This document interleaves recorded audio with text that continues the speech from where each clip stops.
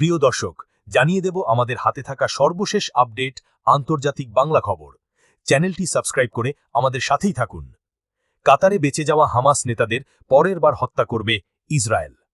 কাতারে মঙ্গলবারের বিমান হামলায় যদি হামাসের নেতাদের হত্যা করতে ইসরায়েল ব্যর্থ হয়েও থাকে, পরের বার সফল হবে বলে জানিয়েছেন যুক্তরাষ্ট্রে নিযুক্ত ইসরায়েলের রাষ্ট্রদূত। এ হামলার পর যুদ্ধবিরতি চুক্তির প্রচেষ্টায় ধাক্কা লাগার আশঙ্কা দেখা দিয়েছে। ইসরায়েলি কূটনীতিক ইয়েহিয়েল লাইটা মঙ্গলবার রাতে ফক্স নিউজকে বলেন, আমরা এখন হয়তো কিছু সমালোচনার মুখে পড়েছি, তবে তারা এটা কাটিয়ে উঠবে। আর ইসরায়েল এখন বদলাচ্ছে, আরও ভালো হচ্ছে। যদি এবার না পেরে থাকি, পরের বার আমরা সফল হব। দোহায় মঙ্গলবার হামাসের রাজনৈতিক নেতাদের লক্ষ্যবস্তু করে বিমান হামলা চালায় ইসরায়েল। যুক্তরাষ্ট্র এটিকে একতরফা আক্রমণ বলে অভিহিত করে, যা ওয়াশিংটন ও তেল আবিবের স্বার্থ অগ্রসর করবে না বলে মন্তব্য করেছে। হামলাটি বিশেষভাবে সংবেদনশীল, কারণ কাতারই ছিল 2 বছর ধরে চলা যুদ্ধবিরতি আলোচনার প্রধান মধ্যস্থতাকারী। হামাস জানিয়েছে, এ হামলায় তাদের গাজা নির্বাসিত শীর্ষ নেতা ও আলোচক খালিল আল হাইয়ারের ছেলেসহ 5 সদস্য নিহত হয়েছে। তবে দলের শীর্ষ রাজনৈতিক নেতৃত্ব হামলা থেকে বেঁচে গেছেন। একজন শীর্ষ ইসরায়েলি কর্মকর্তা বুধবার বলেন, প্রথমে আশাবাদী থাকলেও হামলার ফলাফল নিয়ে এখন সন্দেহ তৈরি হয়েছে। কয়েক ঘণ্টা কেটে গেলেও স্পষ্ট ফলাফল না পাওয়া উদ্বেগজনক। কাতার জানিয়েছে, হামলায় তাদের একজন নিরাপত্তা সদস্য নিহত হয়েছেন। তারা ইসরায়েলকে বিশ্বাসঘাতক ও রাষ্ট্রীয় সন্ত্রাসবাদে অভিহিত করেছে। হামলার পর আরব বিশ্বে কূটনীতিক তৎপরতা বেড়েছে। সংযুক্ত আরব আমিরাতের প্রেসিডেন্ট শেখ মোহাম্মদ বিন জায়েদ আল নাহিয়ান ও জর্ডানের যুবরাজ হুসাইন বুধবার কাতারে পৌঁছাবেন। সৌদি যুবরাজ মোহাম্মদ বিন সালমান বৃহস্পতিবার সেখানে পৌঁছাবেন বলে জানিয়েছেন এ বিষয়ে অবগত একজন সংশ্লিষ্ট কর্মকর্তা। চীনের পররাষ্ট্র মন্ত্রণালয়ও এ হামলার নিন্দা জানিয়ে মন্তব্য করেছে, এটি মধ্যপ্রাচ্য বিষয়ে কিছু বহিরাগত শক্তির একপেশা অবস্থান। দোহায় হামলার পর গাজা সিটি থেকে ফিলিস্তিনিদের চলে যাওয়ার নির্দেশ দেয় ইসরায়েল।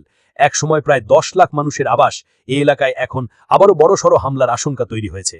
ফিলিস্তিনের 65 বছর বয়সী 5 সন্তানের মা তামের রয়টার্সকে বলেন, এর মানে কি আর যুদ্ধবিরতির কোনো আশা নেই? আমার ভয় হচ্ছে এখন ইসরায়েল গাজা সিটির দখল আরও ত্বরান্বিত করবে। ইসরায়েলি বিমানবাহিনীও গাজার একটি 12তলা ভবনে 2টি মিসাইল নিক্ষেপ করে। আগেই বাসিন্দাদের ভবন ছাড়ার সতর্কবার্তা দেওয়া হয়েছিল। তবে স্থানীয় স্বাস্থ্যকর্মীদের মতে, আশেপাশের অস্থায়ী তাঁবুতে থাকা অন্তত 15 জন নিহত হয়েছেন। গাজায় বুধবার সারাদিনে অন্তত 30 জন নিহত হয়েছে। মার্কিন প্রেসিডেন্ট ডোনাল্ড ট্রাম্প দোহা হামলা নিয়ে বলেন, তিনি এই ঘটনার প্রত্যেকটি দিক নিয়ে অত্যন্ত অসন্তুষ্ট। এই হামলা যুদ্ধবিরতি আলোচনায় প্রভাব ফেলবে কিনা এমন প্রশ্নের উত্তরে মার্কিন রাষ্ট্রদূত মাইক হাকাবি রয়টার্সকে বলেন, সৎ উত্তর হচ্ছে, আমরা জানি না এটা যুদ্ধবিরতি আলোচনায় কি প্রভাব ফেলবে। হামাস এখনো পর্যন্ত প্রত্যেকটি প্রস্তাব প্রত্যাখ্যান করেছে।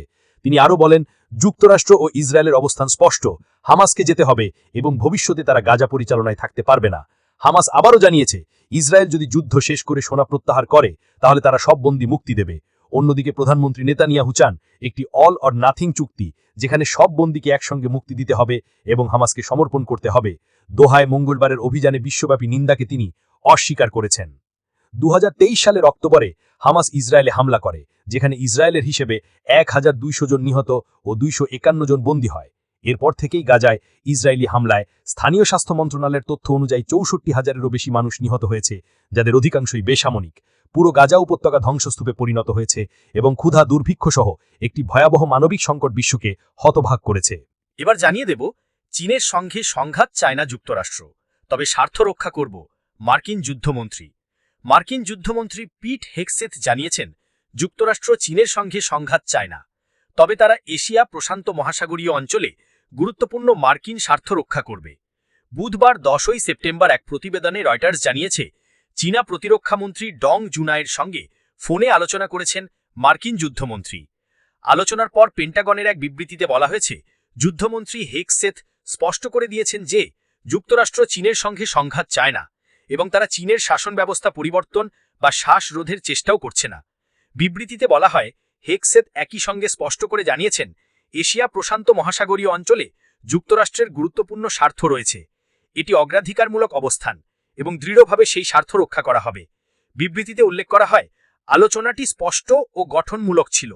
হেগসেথ এবং চীনা মন্ত্রী পরবর্তীতে আরও আলোচনার জন্য সম্মত হয়েছেন।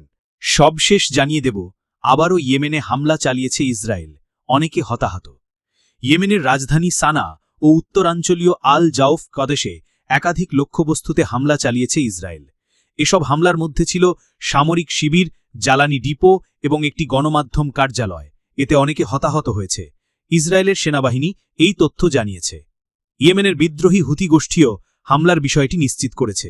তারা বলেছে, তাদের আকাশ প্রতিরক্ষা ব্যবস্থা থেকে একাধিক ভূমি থেকে আকাশে নিক্ষেপযোগ্য ক্ষেপণাস্ত্র ছোড়া হয়। এতে কয়েকটি ইসরায়েলি যুদ্ধবিমানকে পিছু হটতে বাধ্য করা হয়েছে। হুতি নিয়ন্ত্রিত আল মাসিরাহ টিভির খবরে বলা হয়েছে, সানার দক্ষিণ পশ্চিমে স্বাস্থ্য খাতের একটি চিকিৎসা কেন্দ্র এবং আল জাউফ প্রদেশের রাজধানী আল হাজমে স্থানীয় সরকারি ভবনকে লক্ষ্য করে হামলা চালিয়েছে ইসরায়েলি বিমান। হুতি সেনাবাহিনীর মুখপাত্র ইয়াহিয়া সারি অভিযোগ করেছেন, গাজায় গণহত্যার বিরুদ্ধে তাদের অবস্থান থেকে সরে আসতে বাধ্য করার জন্যই ইসরায়েল ইয়েমেনে এই হামলা চালাচ্ছে। তবে তিনি প্রতিশ্রুতি দিয়েছেন, গাজায় ইসরায়েলের আগ্রাসী যুদ্ধ বন্ধ না হওয়া পর্যন্ত তাদের সামরিক অভিযান অব্যাহত থাকবে। প্রসঙ্গত, গত কয়েক মাসে ইসরায়েল একাধিকবার ইয়েমেনে বিমান হামলা চালিয়েছে। এর মধ্যে প্রধান বিমানবন্দর ও বেসামরিক স্থাপনাও টার্গেট করা হয়েছে, যাতে বহু সাধারণ মানুষ নিহত হয়েছেন এবং যুদ্ধবিধ্বস্ত ইয়েমেনের অবকাঠামো আরও ক্ষতিগ্রস্ত হয়েছে।